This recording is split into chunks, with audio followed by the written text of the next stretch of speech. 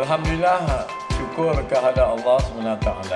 Pada pagi ini kita dapat bersama-sama dalam majlis perasmian pembukaan Junior IRAD Boot Camp. Kita bagi tepukan yang menarik.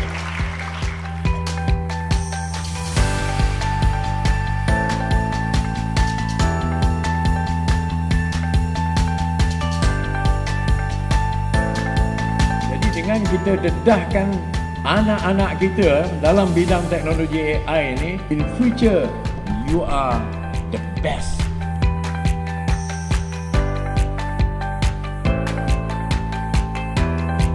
Jadi dengan lafaz Bismillahirrahmanirrahim, saya dengan rasa bangganya pada pagi ini di atas komitmen semua sekali, kita rasmikan pembukaan Junior IRAD Boot Camp pada hari ini.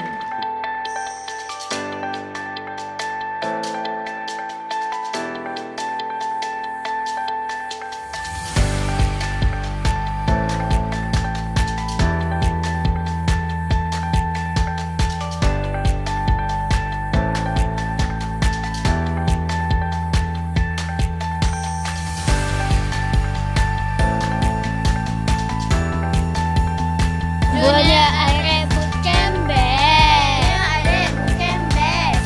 Junior IRAD Boot Camp best.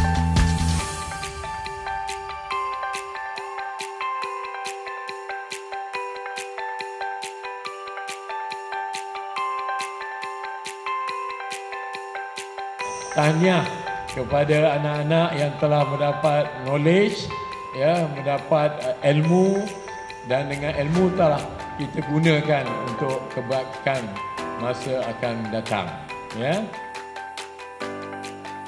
Dan saya harapkan, saya doakan anak-anak semua daripada 10 buah sekolah ni belajar semua.